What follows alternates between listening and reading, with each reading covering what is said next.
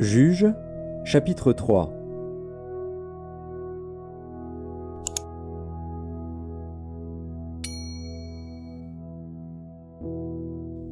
Voici les nations que l'Éternel laissa pour éprouver par elles Israël, tous ceux qui n'avaient pas connu toutes les guerres de Canaan. Il voulait seulement que les générations des enfants d'Israël connussent et apprissent la guerre, ceux qui ne l'avaient pas connue auparavant. Ces nations étaient les 5 princes des Philistins, tous les Cananéens, les Sidoniens et les Héviens qui habitaient la montagne du Liban, depuis la montagne de Baal-Hermon jusqu'à l'entrée de Hamath.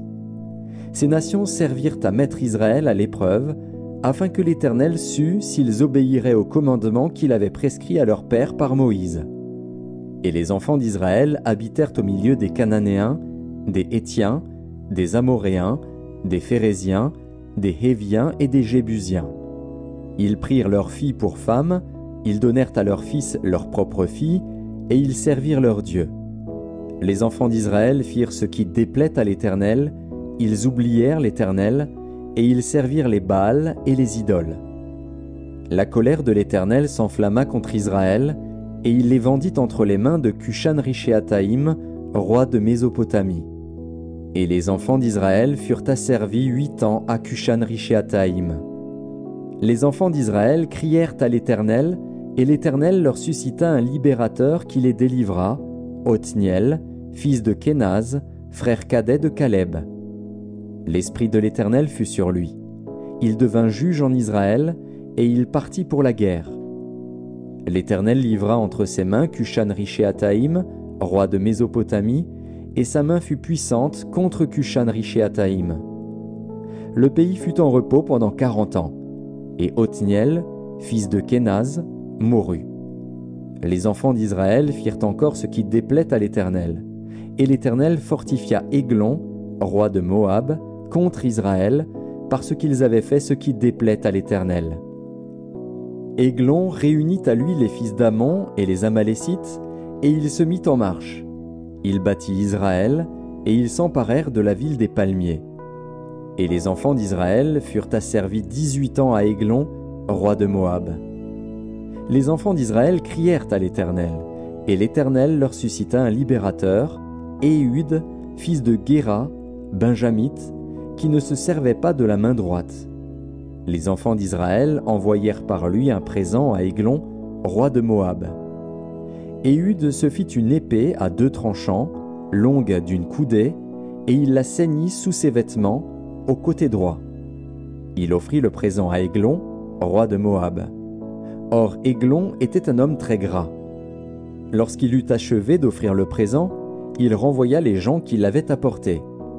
Il revint lui-même depuis les carrières près de Gilgal, et il dit : « Ô roi, j'ai quelque chose de secret à te dire. » Le roi dit : « Silence !»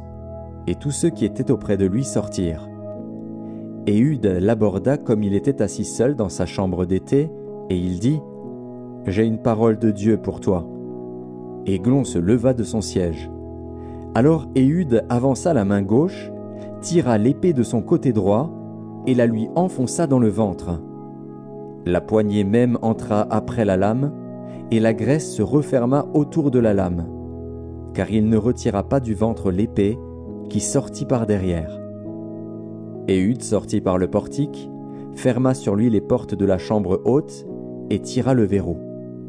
Quand il fut sorti, les serviteurs du roi vinrent et regardèrent, et voici, les portes de la chambre haute étaient fermées au verrou.